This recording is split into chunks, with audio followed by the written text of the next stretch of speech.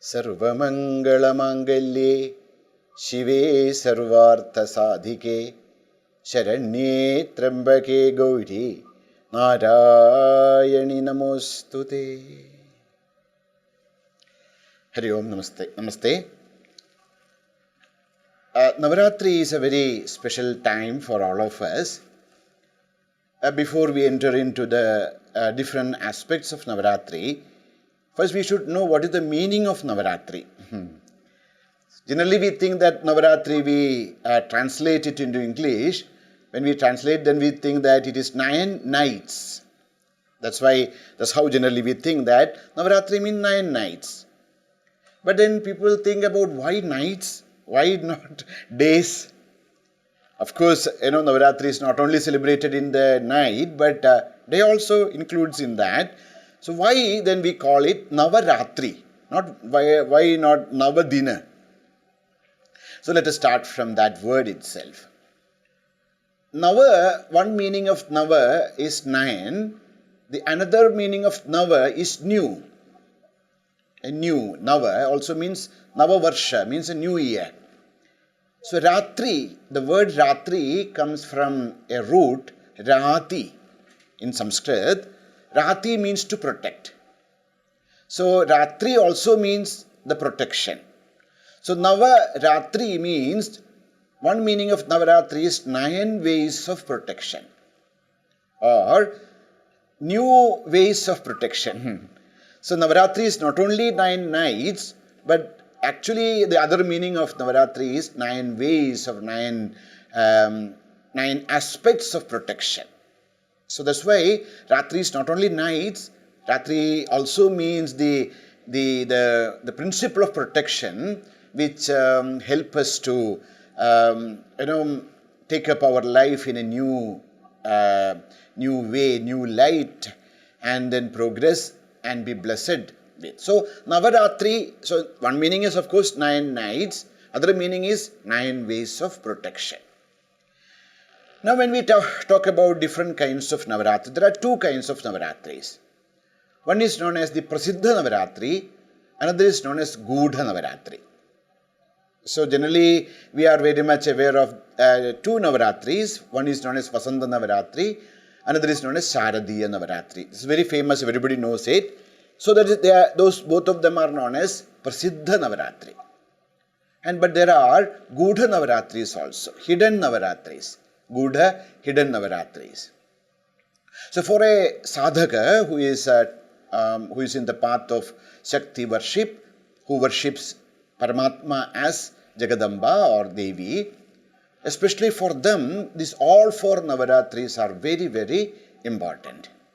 Okay, so there are 2 Gudha Navaratri and 2 Prasiddha Navaratri. Altogether, there are actually 4 Navaratris in our culture. So when we take 1 year, if you take it in the Gregorian year, the first Navaratri is known as the Magha Navaratri. So this falls in Magha Masa, Magha Shukla Paksha Pratipada. The first day of the Shukla Paksha of Magha Masa onwards, 9 days are known as Magha Navaratri. In this Magha Navaratri is a Gudha Navaratri, not that everybody worship Jagadamba on these days. Only people who are initiated into the Sri Vidya Sampradaya or those people who are into the deep worship of Jagadamba, they only worship this Navaratri. That's why it's known as Gudha Navaratri. Many people are not even aware of such a Navaratri, which is known as Magha Navaratri. In this Magha Navaratri, we worship Sri Jagadamba as Syama. Syama or Rajamatangi. Syama Matangi. So in Syama, Raja Syamala, different names. So in that form as Syama or Raja Matangi, we worship Jagadamba in this Gudha Navaratri of the Magha. So that Magha comes in the Shishira Ritu, in the winters. So the Magha Navaratri or Shishira Navaratri or the Rajasyamala Navaratri, Rajamatangi Navaratri. So different names. This is if you take the English calendar, this is the first Navaratri comes to us. We start the Navaratri from this. Then comes the Vasanta Navaratri, which is very famous, which is a Prasiddha Navaratri, which comes now in this spring season, and it starts from the Chaitra Shukla Pratipada onwards, which is very famous everywhere. Not only Devi Upasakas, even Rama Upasakas also worship that time. The Navami is Ram Navami. So this is the day Bhagavan Sri Ramchandra was born. So not only Shakteyas, but the Vaishnavas also take up this Navaratri as the Vasanta Navaratri, because this comes in spring season. So we have the Vasanta Navaratri.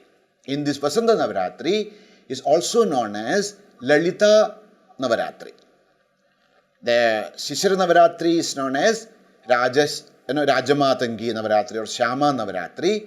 The second one, which is we are about to begin the Navaratri, that is known as the Lalita Navaratri, which comes in this Vasanta Rutu. From Chaitra Pratipada, 9 days we worship Jagadamba as the Navaratri of the Chaitra Navaratri or Vasanta Navaratri. Now there is a third Navaratri. Third Navaratri is worshipped in Ashadha Masa. Ashadha Masa is the beginning of the rainy season. In South India, it's already heavy rains. In North India, the rain starts by July or so. So, Ashadha Navaratri is known as Varsha Navaratri because it comes in the Varsha Kala. In the rainy season, that Navaratri comes. That Navaratri is also a Gudha Navaratri. So, the Shishira Navaratri and Varsha Navaratri, both them are Gudha Navaratri. Only a very few who are initiated into this Devi Sadhana, etc., worship them. In this, the second Gudha Navaratri, that is the Varsha Navaratri, which is in the Ashadha Masa, Ashadha Shukla Pratipada onwards, 9 days. In that time, we worship Sakshal Varahi, who is the Rajasenani, who is the commander-in-chief of Lalitambika. So that Varahi is worshipped during that time. In the Rajasyamala or Rajamatangi is the minister, head minister prime minister of Sri Lalitambika, and the Varahi is the commander-in-chief of Jagadamba. So Sri Varahi is worshipped on those 9 days with different kinds of upasanas, which are Gudha Upasana, which are only we receive it from our Guru, who is practicing in this Sri Vidya Upasana and other Upasanas. They only worship that. So it is known as Gudha Navaratri, which comes in the Varsha Rutu, in this Ashadha Masa Shukla Paksha Pratipada onwards, 9 days. Then comes the most famous Navaratri, which is also known as the Ashadha, also known as the Sharat Navaratri. It comes in Sharat Kala, in the autumn season, so it's known as Sharat Navaratri. That starts from Ashwina Shukla Pratipada. Ashwina Masa Shukla Pratipada onwards, 9 days we worship Jagadamba, and this Navaratri is very famous. Even those people who are not celebrating the Vasanta Navaratri also, they worship Jagadamba in this, Sharat Kalina Navaratri. In the Devi Mahatmya also, Jagadamba herself points out this Navaratri. So this Navaratri is the most important and most famous Navaratri, known as the Ashwina Navaratri, adava Saradiya Navaratri, where Sakshal Sri Jagadambika is worshipped as Chandika Parameshwari. The Durga Parameshwari or Chandika Parameshwari is worshipped on these 9 days. So like this, there are 4 Navaratris. 2 Navaratris which are Gudha, which are not very famous. 2 Navaratris which are Prasiddha, everybody knows about that. Like that, there are 4 Navaratris. Why these 4 Navaratris? You see, our ancestors were great visionaries. Okay? So what they did was, they connected one Navaratri with the 4 main seasons. The first one with the actually when it starts from the Vasanta, and then comes the Varsha, then comes the Saradiya Navaratri, Then comes the Shishira Navaratri. These are the 4 main seasons. Although there are 2 more, there are 6 seasons in India, but these are the 4 main seasons in India. So, these 6 seasons, these 4 seasons, there's a lot of change happens in the nature and also individual body. So, in these 4 Navaratris, when we rededicate ourselves, so that help us to control ourselves, to expand ourselves, to have a very healthy life. So if we take from a very physical sense itself, we can see that actually these 4 seasons, lots of sickness comes to people, so many problems comes to people, so many difficulties comes to people. So if we can actually practice these 4 Navaratris, that will help us for the overall development. So in Indian understanding, a person has 5 layers of 5 layers of individuality: a physical individuality, a physiological individuality, a psychic individuality, and intellectual individuality, and spiritual individuality. So in our language we call it Annamaya, Pranamaya, Manomaya, Vijnanamaya, and Anandamaya Kosha. So each one of us, we have these 5 layers of individual aspects, and in these 4 Navaratris, we are focusing on purification of all these 5 levels of individuality, whether it is physical body, whether it is subtle body, whether it is causal body. The cleansing of these 3 bodies, or the 5 layers of our personality, to cleanse it and to bring gunadhanam. They say that it adds all guna, all qualities into it, and then lead us to the perfection. So that's why, so think about, in each and every year, in all these 4 seasons, we rededicate ourselves for the spiritual growth and upliftment, not only in physical level. That's why we have, each when we come to that point, we will discuss more about it, but a purification, it try to purify all the layers of our individuality, and then add great values into us, and uplift us from the ground level to a higher level of understanding and experience. That's why the 4 seasons, 4 Navaratris, and when we really worship this, take up this upasana, that help us to achieve that perfection in our life. That is the importance of this 4 Navaratris. Beautiful, Swamiji. This is so fascinating. As in, it is not like Navaratri is a cyclic observance of the nature's rhythms. That's what I can gather. Yes. This brings me to something, Swamiji, that I have been very fascinated about, and it's intriguing that Navaratri is that time where people worship, people fast with devotion. But beyond the external observances of fasting, it is also considered that inner transformation happens during this time when people are fasting. So one part of the question, Swamiji, is that what relevance does external fasting have during this specific time on the body? And what is the deeper significance of the fasting and the people observing different rituals during this time for inner transformation for a sadhana? So as we started the discussion in the last for the question itself, so the fasting, and not only fasting, actually there are how can we connect ourselves with our inner true nature? How can we connect with the Jagadamba? How we can connect with the supreme truth?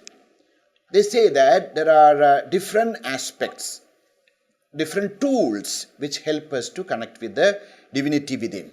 Okay, so those tools are known as sadhana. Now, different types of sadhanas that help us to reconnect with our true nature. Okay, so the sadhanas there are different types of sadhanas, but they are all classified into 4 or 5. One is known as pujanam, Second is known as Japa. Third is known as Parayana. Fourth is known as Chintana, Dhyana. So, Japa, first one is Puja. Puja, Japa, Parayana and Chintana. Okay, these are the four aspects or four tools which help us to reconnect with our own divinity or to connect with the Supreme Bhagavan, the Lord. Now, why these four? Why then? But generally we always hear about fasting. But you see, what is the word for fasting in Sanskrit? What do we call that? We say upavasa. Okay. So, what do you mean by upavasa? Upavasa is not just fasting. Upa samipe vasaha vasati. To remain very close. That's the meaning. Upavasa means to remain very close. To close to whom? Close to Bhagavan. Close to our goddess. To close our own self. See, all the 365 days, one of the main concern and thinking is about food. Now, morning when we get up itself, we think, oh, what is going to be there for the breakfast? Once the breakfast is over, then we are thinking about lunch. When the lunch is over, then tea. After the tea, then again dinner. So, one of the main part of our mind, we are thinking about food. We are thinking about not only food, the food actually represents all kinds of physical comforts.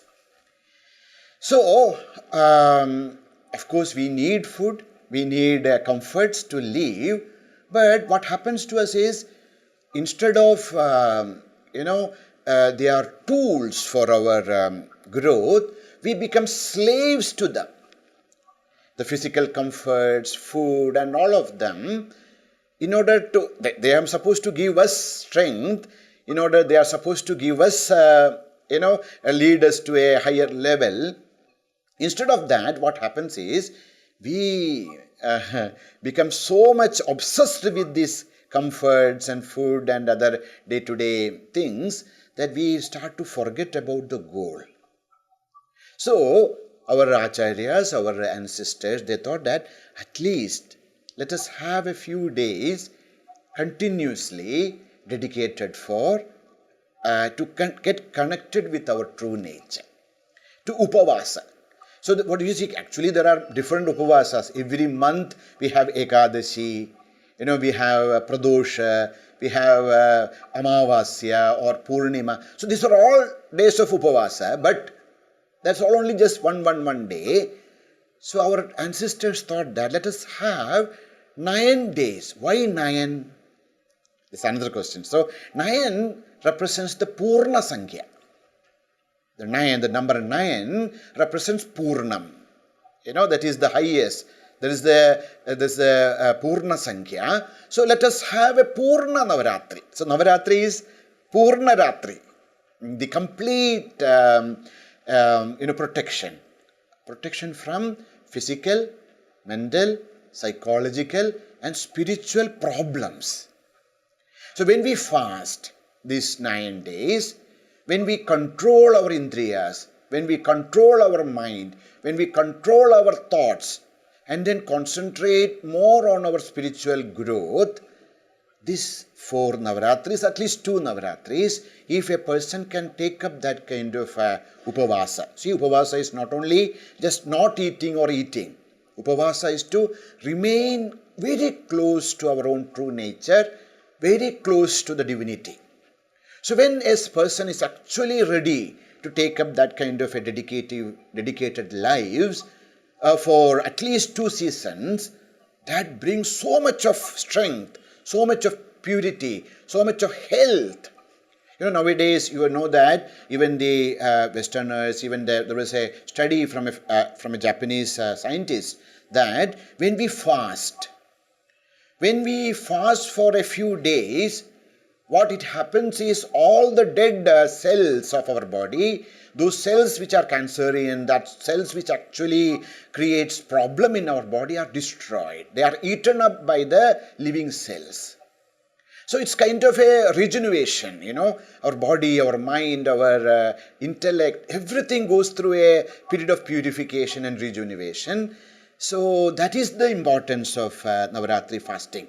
So fasting is not only, restricted not to eat or to eat. Actually fasting means, in our language, it is upavasa, to stay near our true self, to understand, to progress in our spiritual and spiritual growth.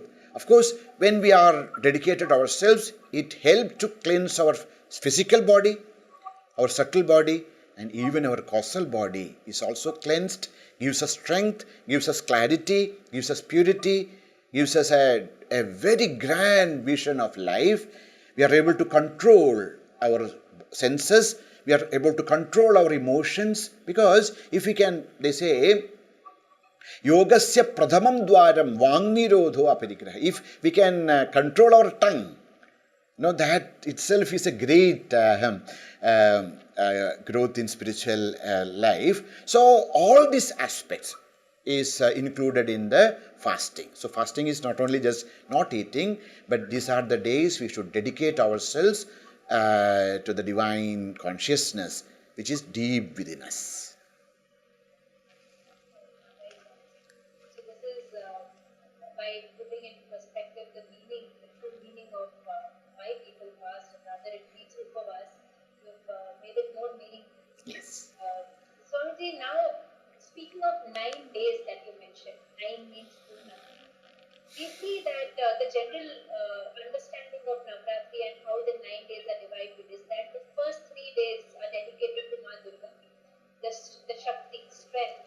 The next 3 days are dedicated to Lakshmi, prosperity, and the final 3 days we dedicate to Saraswati, wisdom. That's the general understanding. How is this structured progression mirror into the spiritual journey of a seeker at both an individual level and at a civilizational context? So there are two ways of looking at it. Each day is also dedicated to different devatas that we may come in later. And also, as you said, that the days are dedicated into three sets of three days. In different parts of India, this is worshipped differently. Okay, so in some part of India, the first 3 days are dedicated to Durga, and second 3 parts are dedicated to Lakshmi. The last 3 parts are dedicated to Saraswati. Okay, so in South, etc., we have Saraswati Puja on the Vijayadashami, etc., on that last 3 days. Some parts, it is first 3 days are Saraswati, and then Lakshmi, and then Durga. Okay, so this is because how we look at it. See, this entire aspect of these three things comes from Durga Saptasati. So Durga Saptasati is divided into 3 parts. Durga Saptasati is Devi Mahatmya, Durga Saptasati, Chandi Pada. We have different names in India, but the same text, which is a part of the Markandeya Purana. So there are 13 chapters in Durga Saptasati, which is divided into 3 parts: Pradhama Charita, Madhyama Charita, and Uttara Charita or Uttama Charita. Okay, so the Pradhama Charita, the Devata of Pradhama Charita is Mahakalika. Madhyama Charita's Devata is Mahalakshmi, and Uttara Charita's Devata is Sri Mahasaraswati. So those people who worship Jagadamba in this order, so first 3 days they worship Durga Parameshwari, second 3 days they worship Mahalakshmi, and the third 3 days they worship Sri Mahasaraswati. This Mahasaraswati is not the Veena Panini, this is the Shumbhadi Shumbhamardini, the most powerful goddess. Okay, now what do you mean by, let me first explain this and then I will come to the other aspect. What do you mean by these 3 aspects? Mahakalika, Mahalakshmi, and Mahasaraswati. See, when we read the Devi Mahatmya, we see that the first thing, all of us are bound by 3 Granthis: Brahma Granthi, Vishnu Granthi, and Rudra Granthi. Okay, Mooladhareika Nilaya, Brahma Granthi Vibhetini, Manipurandharudida, Vishnu Granthi Vibhetini, Ajna Chakrandaralastha, Rudra Granthi Vibhetini. So 3 Granthis are there.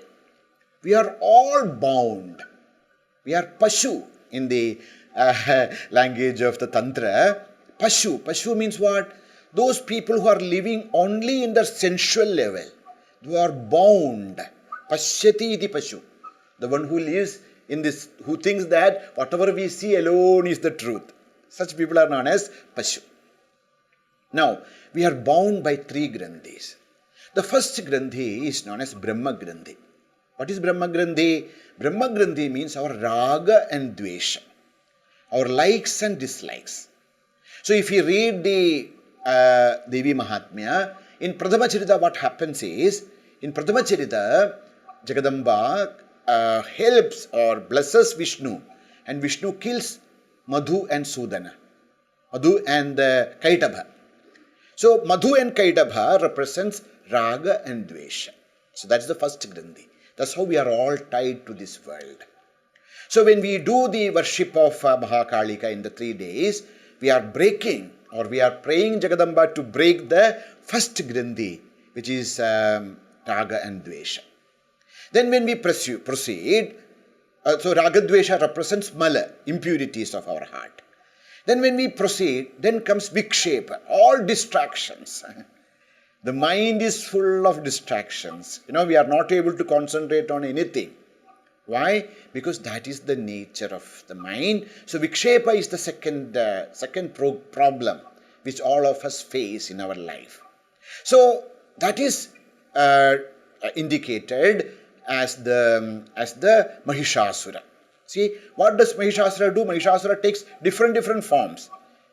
Once he comes as a bull, as a buffalo. Then he comes as a elephant. Then as a simha, as a lion, as a human. Different forms he takes. Like that, our mind also continuously takes different forms, and because of that, we are not able to concentrate.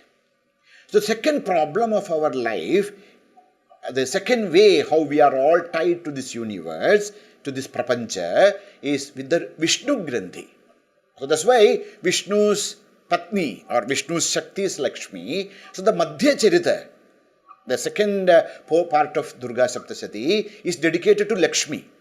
This Lakshmi is not the one who gives us wealth, etc. Of course, yes. What kind of wealth? If we want to come out of these distractions, we should be blessed with inner wealth. What is the inner wealth? Which is known as Devi Sambhati. When we studied Bhagavad Gita, the 16th chapter gives us some 24, Abhayam, Sattu Samshuddhihi, Jnana Yoga Vyavasthiti, enumerates Devi Sambhati, that is Mahalakshmi. So, in Madhyamacharita, Jagadamba appears as Mahishasura Mardini. But the Adhisthana Devata of Madhyamacharita is Mahalakshmi, means the one who blesses us with all the divine qualities and leads us forward. So, that is the Madhyamacharita. That's why we worship Mahalakshmi in the second set of 3 days. 3 plus 3. And then comes the last 3 days, which is the Uttara Charita or Uttama Charita of Devi Mahatmya, where the great war happens. So the great war with many asuras ends up with Shumbha and Nishubha. Who are these Shumbha and Nishubha? What is the real war? The real war is with our Ahankara and Mamakara. Aham, our ego, I-ness, and Mamakara, minus. Mine, mera. Tera, mera, tera. So, these are the 2 greatest demons which resides deep within us. So, Shumbha and Nishubha, who represents Shumbha represents Ahankara and Nishubha represents Mamakara. So, if you read the Devi Mahatmya, you will see that when Bhagavati is killing Nishubha, so Nishubha is fallen, again another form comes out of him. Because there are 2 kinds of mama, mine. One, my body, my intellect, my thoughts, my words, which is collected to this, and then my car, my house, my wife, my husband, my children, which is outside. That's why Nishubha is of 2 kinds. Mine, related to our body, mind and intellect, and mine of this external world. That's so beautifully, you see. So, the last 3 days, which is the highest, the difficult days, where we fight with the Mamakara and Ahankara with the help of Sri Mahasaraswati. So that's why 9 days we complete the war, and the 10th day, Vijayadashami. We are victorious. We could, with the help of her, we break open, we destroy all the 3 granthis, and then we understand our true nature deep within us. So that is the Vijaya, that is the real victory. So this is one, like, Durgas, Lakshmi and Saraswati. Now in North, what they do, the other way. They start with Saraswati, because without knowledge, how can we proceed? So that's why we start the Navaratri. First 3 days are dedicated for Sri Jagadamba, Sri Mahasaraswati, so that we invoke Jnana Shakti in us. So Jnana Shakti is represented by the Saraswati, and then the second 3 days are we invoke the Ichha Shakti, the desire to come out of all the bondages, and the last 3 days Kriya Shakti. Jnana Shakti, Ichha Shakti, Kriya Shakti Swarupini. So Jagadamba is worshipped as Sri Durga Parameshwari. Kriya. See, we have knowledge, we have desire, but until and unless we put it into practice, it is impossible for us to progress in spiritual life. That's why we use the Kriya Shakti, Kriya as the last 3 days as Durga Parameshwari. So in whichever way we worship, it's okay. But this is the theory behind these kinds of 3 days of, three sets of 3 days worship of, whether it is Saraswati, Lakshmi or Durga Lakshmi or Saraswati, how we do, but whichever way, we will be victorious on the 10th day. So that is the important thing. So 2 types of worship, but the same goal. Absolutely, Swamiji. This really puts everything into perspective. And both the parts, in fact, are very, very practical. Yes. Now coming to something very profound that we were just in the conversation, we touched upon it. The 9 forms of Devi. Yes. Shailaputri to Siddhidatri. Many of us worship these, and there are, in fact, colors associated with them, or rather, the Devi associated with different actions of our life and virtues also. But I've also heard that they symbolize different stages of evolution in a seeker's journey. So, could you take us through the journey and explain how each form represents a step in the spiritual awakening? Yeah. This is a very secret one, okay? This is something to be known by the gurus. But now, of course, all of us, whoever is listening, they are all Bhagwan's mother's, mother's children. So, of course, we are all together. So, they say that this 9 days, 9 forms of Jagadamba is worshipped. So, first day we worship Jagadamba as the Shailaputri. Second day as Brahmacharini. Third day as Chandraganda. Fourth day as Kushmanda. Fifth day as Skandamata. Seventh day as Katyayani. Then Kalaratri. Then Mahagauri. The 9th day as Siddhidatri. So these are the 9 forms of Jagadamba worshipped in 9 days. What is the secret behind it? See, if you really look at that, we understand that these are the 9 stages of a woman's life. See, the beauty of our Sanatana Dharma, which is actually makes us very unique, is the position of women in our culture. See, in between there was times maybe because of the attacks on Bharatavarsha, maybe because of many reasons. We also could not, we also went back behind about all days. But if we really look at our Vedic period, this is the land where Brahmavadinis were there. Like how the Rishis are there are Richikas. Great people, great women who saw the mantras. In the Sabha of Janaka, there is, great Brahmavadinis who are gargi like them, who are able to even argue with Yajnavalkya. Such great Brahmavadinis were there.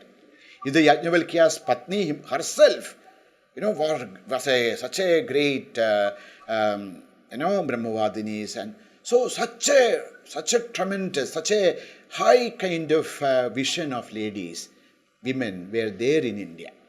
Devi Mahatmya very clearly says, Striya samasta sakala jagatsu. She Jagadambika is, whichever form of women are there in this world, they are all manifestation of Jagadamba herself. So especially the path of Tantra. Tantra, nowadays, it's a very sad thing that the moment people hear Tantra, they think that it is black magic. No. Tantra means practical application. The meaning of Tantra is practical application. So that's why we say the physics is known as Urja Tantra. The chemistry is known as Rasa Tantra. Because Tantra doesn't mean black magic or anything. Tantra means practical application of the theories.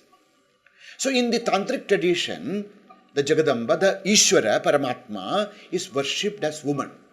That's the difference between the Vaidika and the Tantrika schools, where the Paramatma is seen as woman.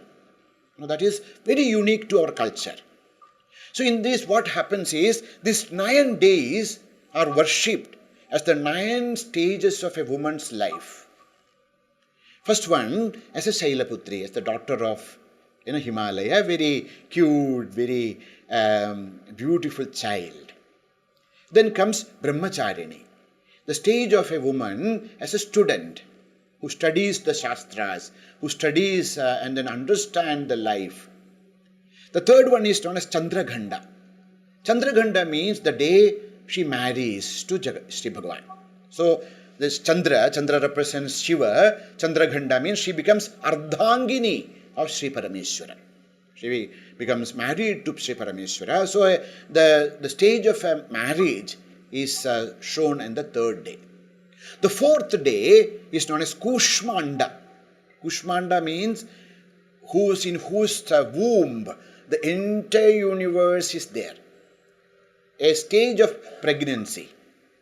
See, you can actually see the stages of a woman's life so clear. So after the marriage and then the stage of pregnancy is represented as the Kushmanda. So Devi is not only just pregnant with the baby, she is pregnant with this universe, Kushmanda. Then comes the next day, we worship as Skandamata. Skandamata, the mother of Skanda. See, from the pregnancy to a motherhood. Now comes the Katyayani. Katyayani means a age where a woman is 35, 40, which she is at her best time, very matured, and so that is known as Katyayani. And then comes the Kalaratri, the time of menopause, where a lot of changes happens in the woman, and which is in a way it's very Kalaratri, it's very a terrible time, Kalaratri. Then comes, after that period is over, then she becomes Mahagauri, the one who shines forth. Now, she is beyond the body. The body has no more control over her. She becomes like a full-fledged person. And then comes the Siddhidatri, the one who is ready to bless this on all universe as a grandmother, who can understand, who can accept everyone, who can bless anyone, who can, take each and every one of us to a higher level. So, you see, really we can see the 9 stages of woman's life in this 9 days of worship of Jagadamba. So, Jagadamba is worshipped as the woman. That's why on the 9th day, we do the Kanya Puja, we do the Sumangali Puja, because Devi is not only in that Mrinmaya Murti. Devi is present in each and every woman. So when we recognize this and then worship the 9 stages of womanhood, that brings a different kind of understanding, that bring a different kinds of awakening in all of us. So these are the 9 days. In this, Okay, now what do you mean by worshipping these 9 forms of womanhood? What do you mean by cherishing these 9 aspects of womanhood? These 9 aspects of womanhood actually represent 9 values of life.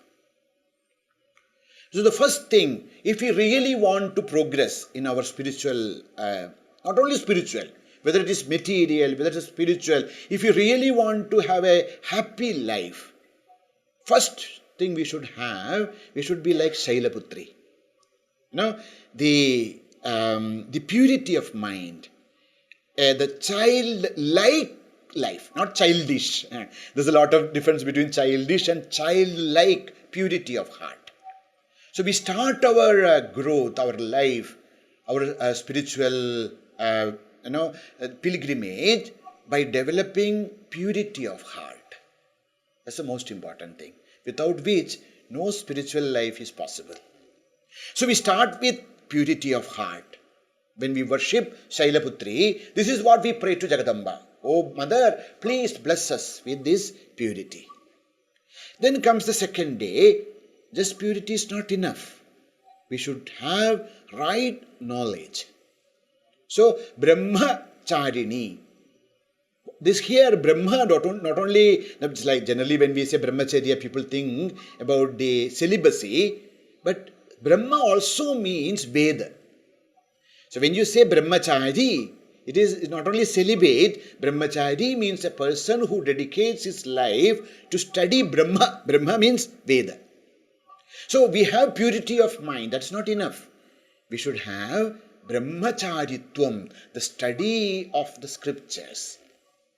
So that is what we develop in the second stage of our Navaratri Anushtana, second day of Navaratri, to gain knowledge, the right knowledge, the proper knowledge.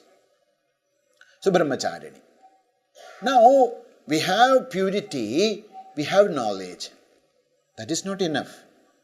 We should put it into practice. Until the knowledge is put into practice, until we embrace the world, until we are ready to be part of the universe, the growth is not possible. That's why we are married to the Shiva. We are married to this world. We are married to the consciousness. So application of the knowledge is known as the third stage, which is known as Kriya. So, Shuddhi, Jnana, Kriya. Purity, knowledge and application. Now, how this application is? With unity, not to divide. Now, most of the time, very sad thing is, as the people are learned, they start to divide. But this knowledge is not to divide, but this knowledge is to unite. That's why Chandraghanda, to become one with Shiva. So that is the next stage. After that Kriya comes the Kushmanda, which is Swikriti, acceptance. We accept the world as it is. We accept good and bad. We accept all that whatever is there in our life to offer.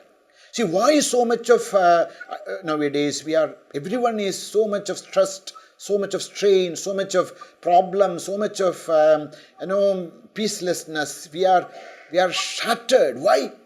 Because we are not able to accept the world. We are not able to accept our life.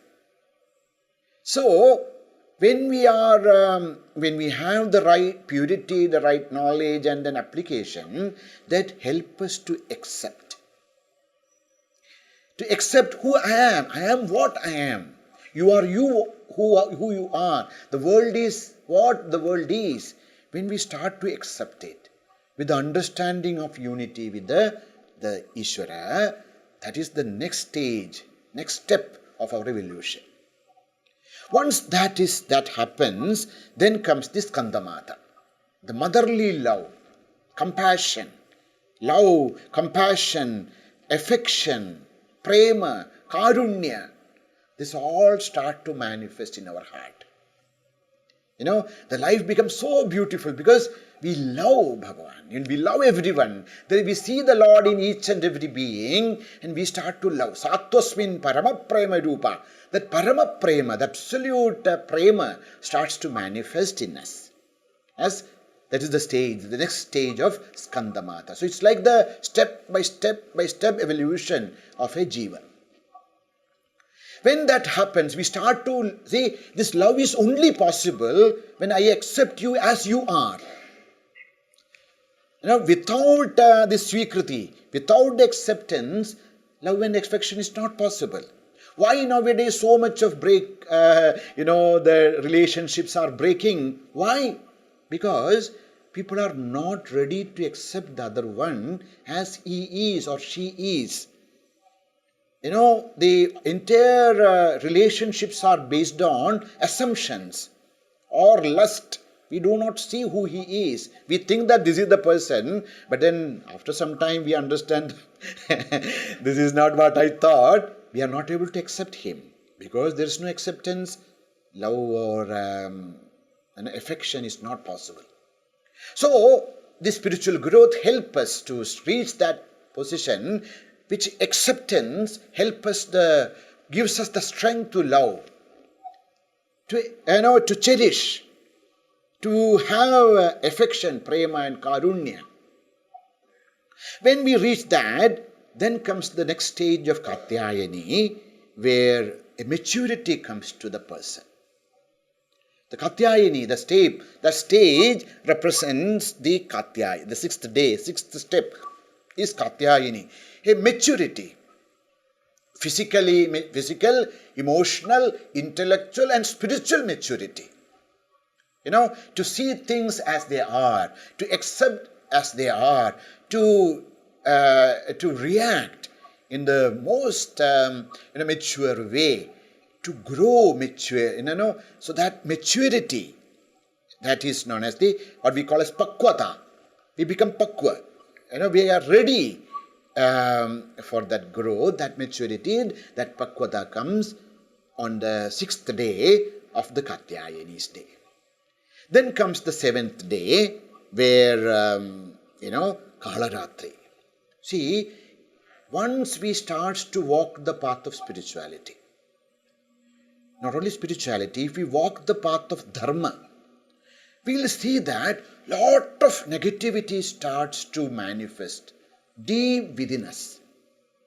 When you are just a person not at all interested in any of this and you take life as it comes, it's okay. But the moment we start to do spiritual practices or dharmic practices, we see that lot of negativity starts to manifest. See, that's the story of the Samudra Mathana.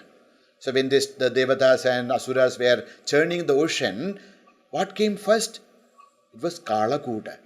The poison came first. That's also when we churn our mind, what is going to appear first is Kalakuta. So that's why Kalaratri. Why? Because we need different kinds of strength, different kinds of power to digest our own negativities.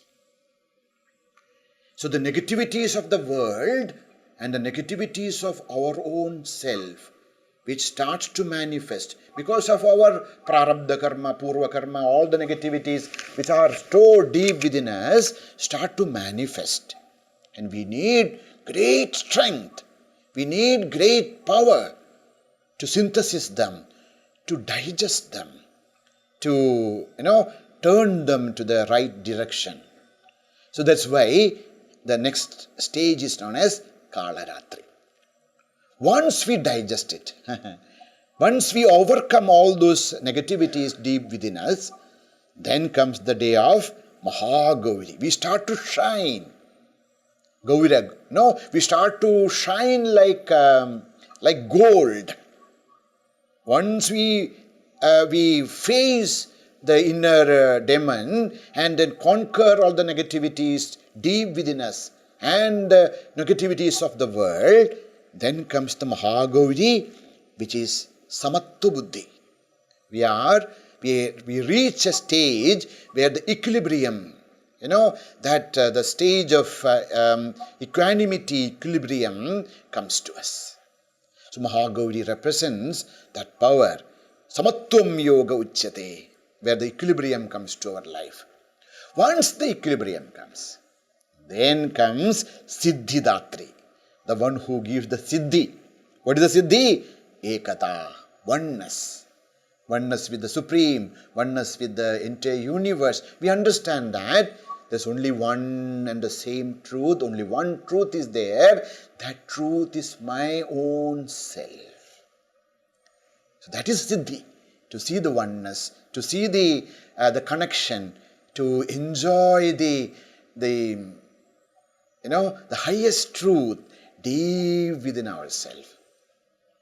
That is the day of, the 9th day of the Siddhidatri. See how beautifully our ancestors have given us such a great sadhana. From Shuddhi, from purity to moksha, from purity to the Siddhi, from purity to the fulfillment of life. So these 9 days, each these devatas represents these 9 aspects of life which help us to progress and then achieve the goal of life. Absolutely, Swamiji. It was almost as if Devi herself is guiding the seeker step by step, leading them to ultimate realization. Now, Swamiji, there is something that most people are confused with. It is about Shakti and Bhakti. People consider these two as different paths and sometimes misunderstand that surrender is passivity. But in reality, surrender is deeply empowering. So, how does Devi reconcile the two, Shakti and Bhakti?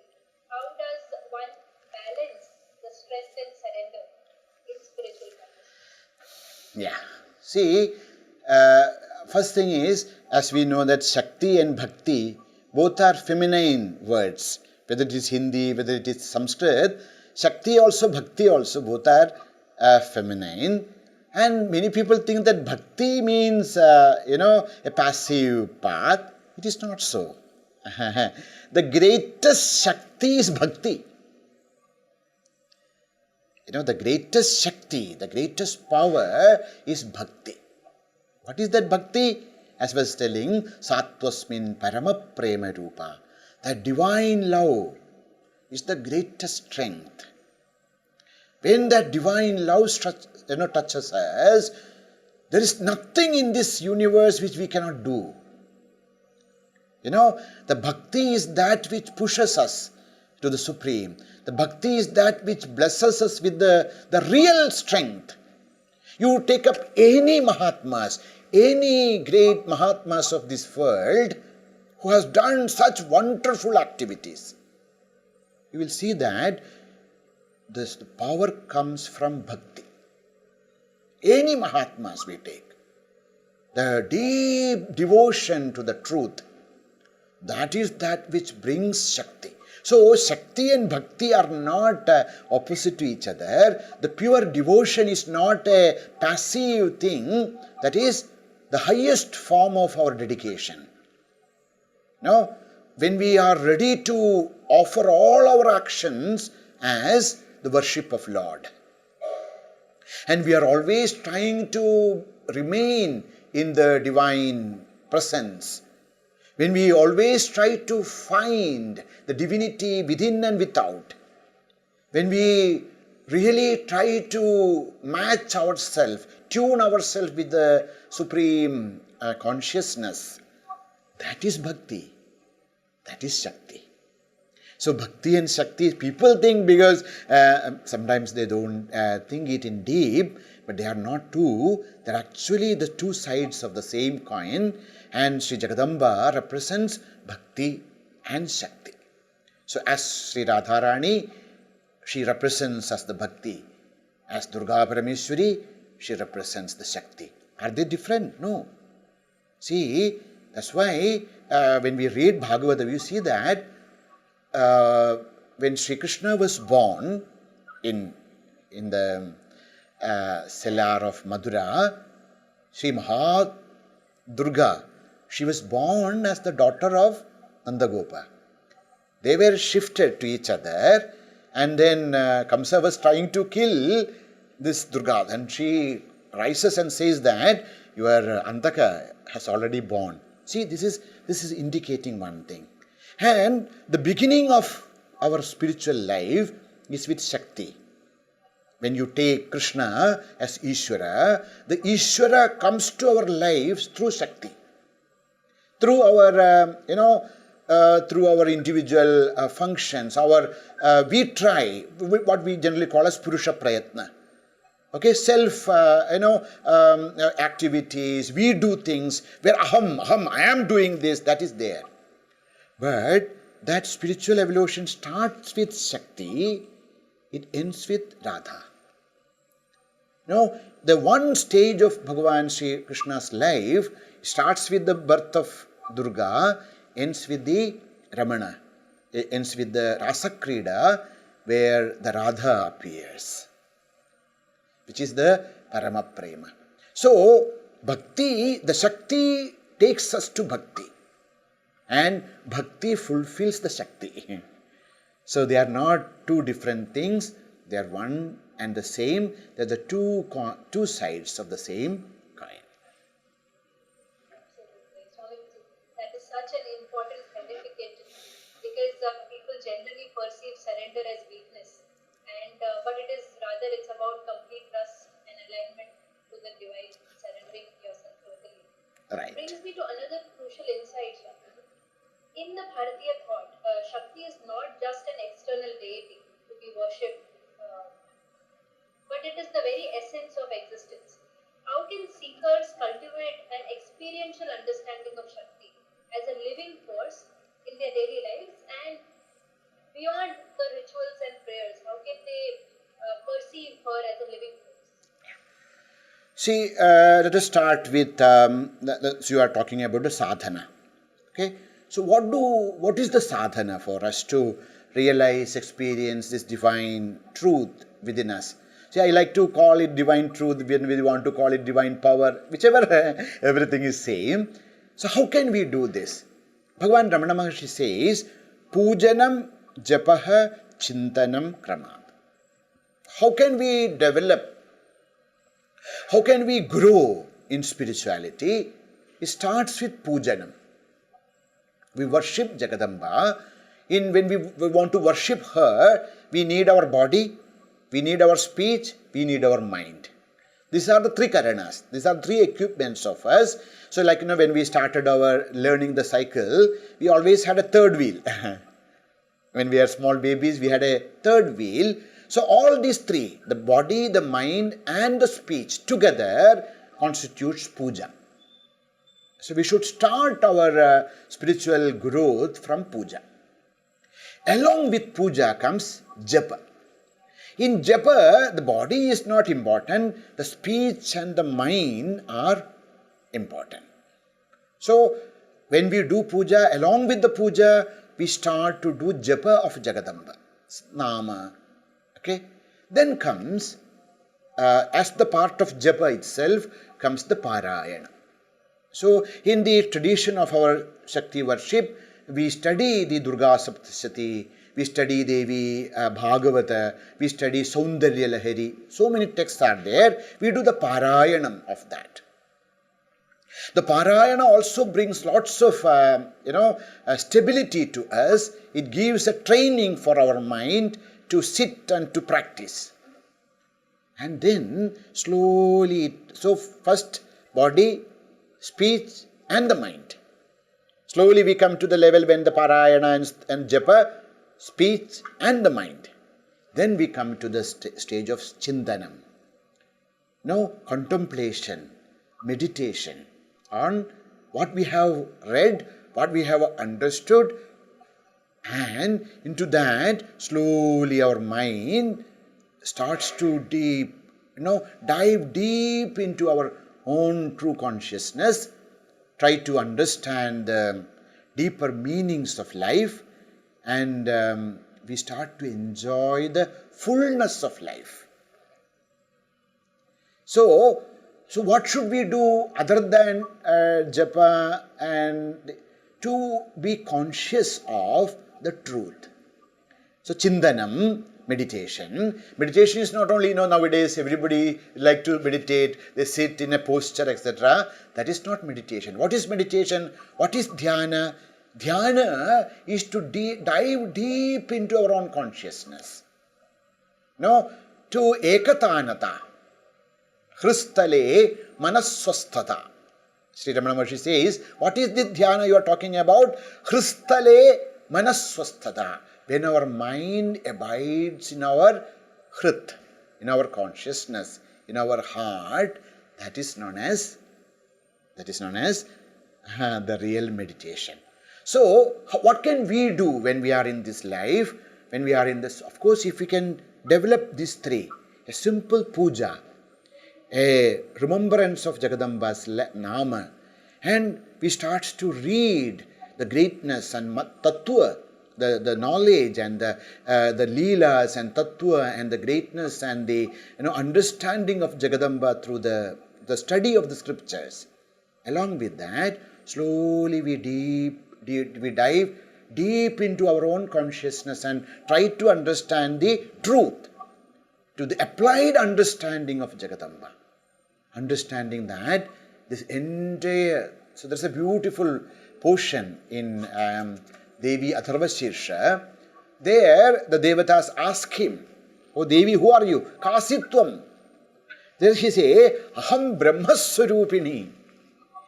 Now, Matta Prakriti Purushatmakam Jagat. This entire universe is the manifestation of Jagadamba. So what is that which actually takes us forward in the spiritual path is to develop this consciousness of divinity deep within us and in this world. Sarva bhutastam atmanam sarva bhutani cha atmani. When we start to feel the divine presence of Jagadamba deep within our own self as ourselves, and we start to see her presence in this entire universe, that leads us to the highest experiences of fulfillment of life, that takes us to the supreme truth. Very beautifully put. I really think that this will help people. They'll feel encouraged to bring to life these practices wherever they are. So, Swamiji, before we conclude for today, I want to ask you one final but very, very important question. If there is one core teaching from Navaratri that a seeker should carry forward, not just for these 9 nights or new nights, but as a way of life, what would that be? That is a Upanishadic statement, Abhihi amritatvasya putraha. Abhihi, never get frightened. Abhihi, never get frightened. Why? Because you are the incarnation of the immortality. You are immortal in nature. There is nothing to be worried. There is nothing to be afraid. Stand up. Uttishtata, Jagrata, Prapyavaran Nibodhata. Get up, stand up, understand, and apply in your life. Because Jagadamba is Shakti Swarupini. She is the Jnana Swarupini. Icha Jnana Kriya Shakti Swarupini. So let us, she is our mother. She is our true nature. Develop that Icha for higher things. Jnana, the right understanding. Not only Icha and Jnana, but application of great values in our life. Let us all become great leaders, not only just servants or slaves. Let us come out of all our limitations. Because Jagadamba is Atma Swarupini. Jagadamba is the Shakti Swarupini, who is always residing us, always pushing us, always helping us. She is always with us. Never ever have a doubt that Sri Jagadamba, whoever may go away, whoever may give us up, but Sri Jagadamba, our Atma Swarupini, Ichajnana Kriya Shakti Swarupini Sakshal Sri Lilita Mahatru Sundari, Sri Jagadamba, Rajarajeshwari, Durga Parameshwari is always with us. Why worry? Why to doubt? Have the faith. Now take responsibilities in our hand. March forward without any doubt. Have a pure life. Lead a dharmic life. Whoever may try to influence us, be careful that we never ever deviate from the path of Dharma and take up great responsibilities. This is a very important time for us. The India is waking up.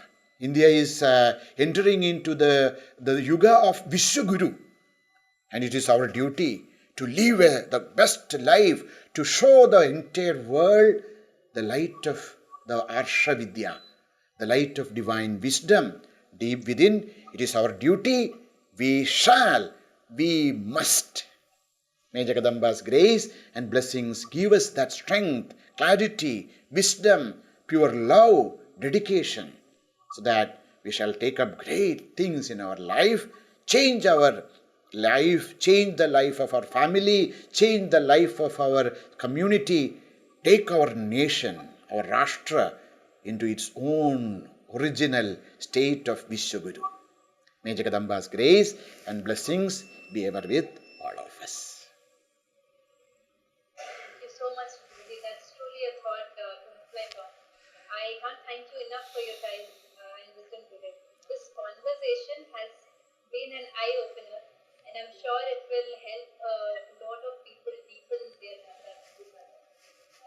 Thank you once again, Swamiji, and thank you to all our listeners. May Devi's grace illuminate our path this Navaratri and beyond. Thank you. We'll conclude with the mantra. Om Purnamada Purnamidam Purnat Purnamudachyate Purnasya Purnamadaya Purnameva Vasishyate. Om Shanti Shanti Shantihi. Harihi Om Shri Gurubhyo Namaha. Harihi Om. May Jagadamba's grace and blessings be with all of us. May the Navaratri become a great spiritual experience for one and all. Thank you.